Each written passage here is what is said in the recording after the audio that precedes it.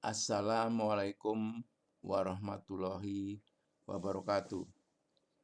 Pembuktian membuang hujan adalah batil. Firman Allah pasti sama dengan ciptaannya. Seperti pembuktian dalam teori matematika, 2 ditambah 2 sama dengan 4. Ini saya berikan contoh firman Allah. Al-Quran Surat Ali Imran ayat 190. Sesungguhnya dalam penciptaan langit dan bumi dan silih bergantinya malam dan siang terdapat tanda-tanda kebesaran Allah bagi orang-orang yang berakal. Nah, ini buktinya ciptaannya siang dan malam ada. Kita saksikan bersama-sama. Berarti terbukti. Firman Allah pasti sama dengan ciptaannya. Begitu juga dengan petunjuk kelola turunnya hujan. Firman-Nya surat Ar-Ra'd ayat 17. Adapun yang memberi manfaat kepada manusia, maka ia tetap di bumi. Demikianlah Allah membuat perumpamaan bagi yang benar dan yang batil. Nah, ini bagi yang benar. Jadi air hujan tetap di bumi. Ini siklus hidrologi atau siklus hujan. Nah, ini ada yang meresap. Meresap ini akan tetap di bumi. Inilah yang benar. Hadis Nabi surat Ar-Ra'd ayat 17, hadis riwayat Bukhari dan Muslim. Ada pula tanah yang tandus, hanya menyimpan air saja. Nah, ini menyimpan. Lalu Allah memanfaatkan air itu kepada manusia yang meminumnya dan mempergunakannya untuk mengairi kebun-kebun tanamannya dan ladang-ladangnya. Nah, di sini infiltrasi, ini menyimpan. Jadi antara firman dan hadis sama, antara firman Allah dan ciptaannya juga sama, pasti sama. Kemudian firman Allah surat Ar-Ra'd ayat 17. Adapun buih itu akan hilang sebagai sesuatu yang tak ada harganya. Demikianlah Allah membuat perumpamaan bagi yang benar dan yang batil. Nah, ini kalau turun hujan, sedang turun hujan, ada yang terbuang, itu batil, hilang. Kemudian hadisnya, hadis riwayat Bukhari dan Muslim, surat Ar-Ra'd ayat 17. Ada pula sebagian tanah yang keras, tidak dapat menyimpan air karena letaknya miring dan tidak menyerap air, sehingga tidak menumbuhkan tanaman apa-apa. Nah, seperti ini run off ini tidak bisa meresap, jadi air limpasan, kemudian ke drainase ke sungai-sungai, ke laut, hilang. Seperti ayatnya hilang, inilah yang batil. Terbukti bahwa firman Allah sama dengan ciptaannya, sangat terbukti. Marilah teman-teman yang beriman, kita panen hujan sesuai petunjuknya atau kalam Allah atau perkataan Allah di masing-masing rumah kita setelah mendengar penjelasan saya ini. Kemudian firman Allah berikutnya, Al-Quran surat Ibrahim ayat 7. Dan jika kamu mengingkari nikmatku, ini hujan nikmatnya, maka sesungguhnya azabku sangat pedih.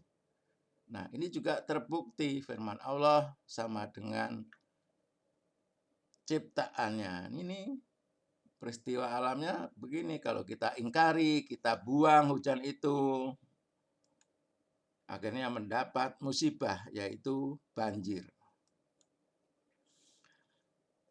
Jadi terbukti membuang hujan batil berdampak banjir. Jadi banjir itu akibat rusaknya daerah aliran sungai atau hutan, bukan akibat hujan. Dan juga bukan akibat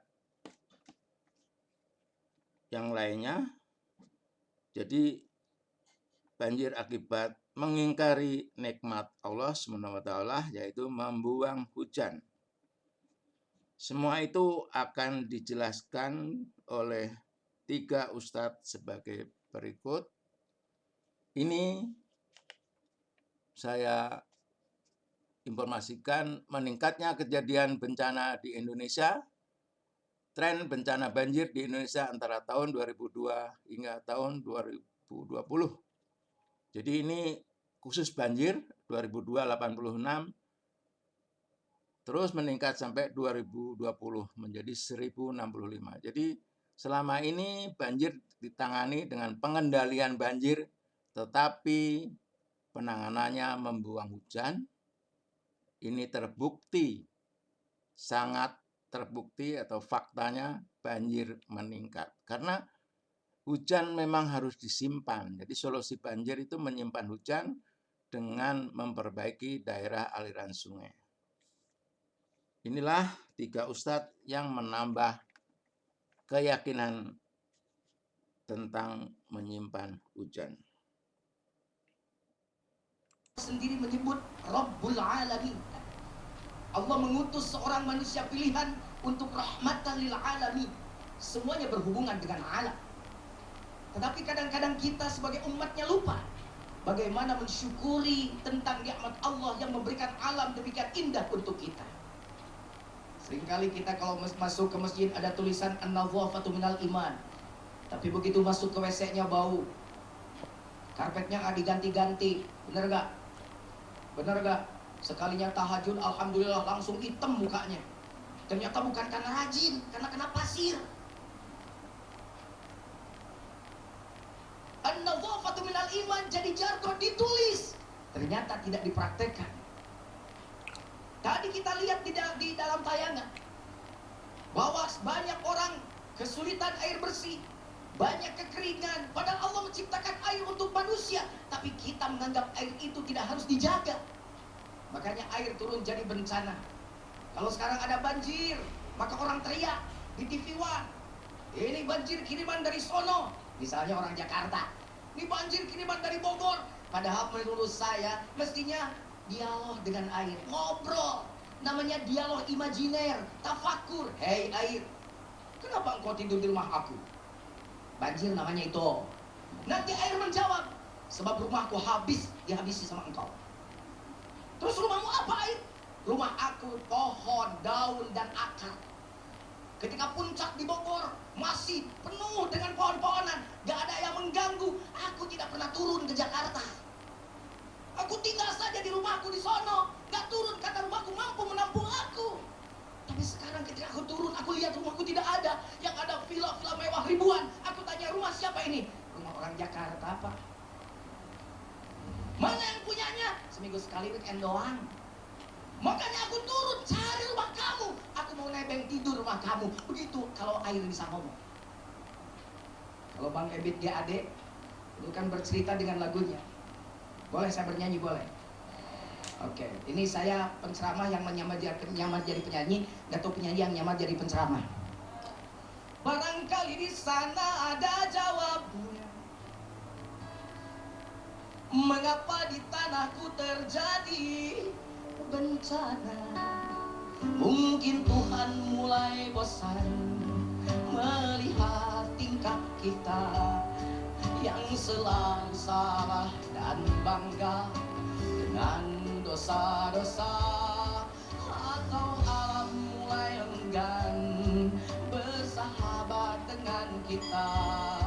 Coba kita bertanya pada rumput yang bergoyang. Du-du-du-du, du-du-du-du,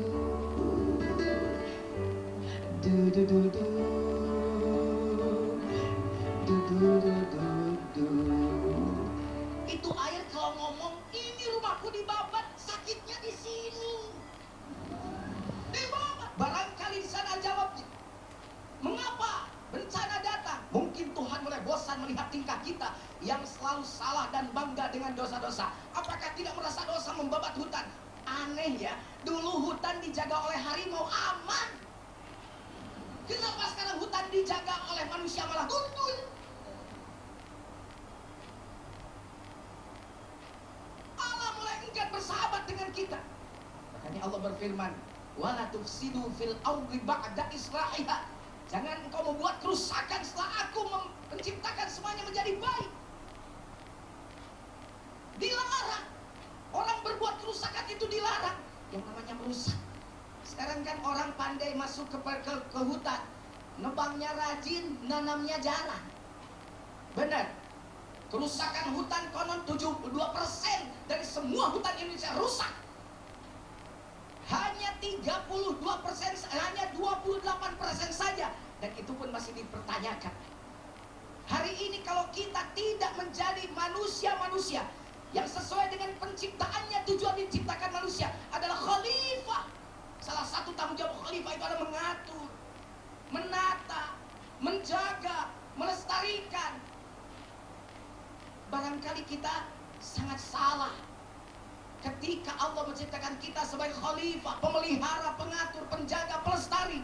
Kemudian kita menjadi manusia yang merusak apa yang sudah ditanamkan oleh Allah, yang sudah diperlihatkan oleh Allah, yang sudah dibikin oleh Allah untuk kesejahteraan manusia. Bukan kita tidak boleh mempergunakan kesempatan untuk menggunakan alam ini, tapi proses pemanfaatan alam harus disesuaikan, harus diseimbangkan dengan proses penjagaannya. Kalau tidak, maka tunggu kerusakan alam semesta ini. Jangan hari ini, esok, kemarin juga sudah bukti di mana-mana. Air kurang, bencana di mana-mana, kekeringan, kelaparan, semuanya karena kita menyalahi aturan Allah yang sudah memberikan penjelasan pada kita bahwa dilarang kita untuk merusak alam dan lingkungan. Bayangkan. Jadi itu yang pertama. Yang kedua, ini poin kita. Wa yunazzilul ghaith. Dan Allah lah yang punya hak mengatur hujan, mengatur cuaca. Nah, hujan di ayat ini itu disebutkan dengan kata ghaith. Bapak Ibu sekalian, ada yang menarik di ayat ini. Jadi ada dua kata yang menarik di ayat ini. Satu, hujan diungkapkan dengan kata ghaith. Ghaith itu asalnya bukan hujan. Ghaith itu segala yang mengandung manfaat. Pernah dengar istilah istighatsah? Istighatsah itu meminta kebaikan, meminta ghaith, ya. Asalnya dari ditambah ghaithun jadi istaghatsah, meminta kebaikan. Nah, ini ingin memberikan pesan bahwa sebetulnya yang turun dari Allah itu semuanya baik, tidak ada yang tidak baik. Semuanya bermanfaat. Jadi ketika Allah menurunkan hujan itu, menurunkan air dari langit, itu tidak ada yang mengandung keburukan, tidak ada yang mengandung kejelekan, semuanya baik. Yang menjadikan semua itu diterima oleh kita dengan tidak baik, atau misalnya menyebabkan banjir dan sebagainya, sebetulnya bukan karena Allah, karena perilaku manusia juga. Kalau hujan itu sifatnya baik dari Allahnya. Bahkan kalau diteliti dari sisi pengetahuannya, pengetahuan ilmiahnya, setiap tetesan hujan yang turun dari langit itu mengandung manfaat bagi manusia, kecuali bila bercampur dengan zat-zat lain yang diterima oleh kita. Jadi kalau misalnya, maaf ini, kita alami hujan kemudian banjir, ada sesuatu yang tidak kita harapkan, yang harus berevaluasi itu kitanya. Jangan dikembalikan kepada Allah. Allah tidak pernah kirim banjir, Allah tidak pernah kirim hujan yang tidak bermanfaat. Jadi semua yang datang dari Allah itu ghaithun, nilainya bermanfaat. Kalau kita kemudian merasakan ada banjir, ada sesuatu yang tidak baik, kita yang evaluasi. Mungkin ada wilayah sekitar kita yang seharusnya jadi resapan air, yang seharusnya jadi penampungan air, dibangun bangunan-bangunan yang tinggi, dibangun tempat-tempat yang tidak mampu meresap air lagi. Nah, itu evaluasi kita yang harus melihat ke sana. Nah, kelima, melalui hujan Allah memperlihatkan keadilannya atas hamba-hamba yang membangkang dan senantiasa berbuat durhaka. Hujan yang turun kemudian mendatangkan banjir adalah musibah dan hukuman bagi hamba-hamba yang durhaka. Allah Subhanahu wa taala berfirman yang artinya, "Maka kami bukakan pintu-pintu langit dengan menurunkan air yang tercurah, dan kami jadikan bumi memancarkan mata-mata air, maka bertemulah air-air itu untuk satu urusan yang sungguh telah ditetapkan oleh Allah, yaitu bencana untuk menghukum hamba-hambanya yang durhaka."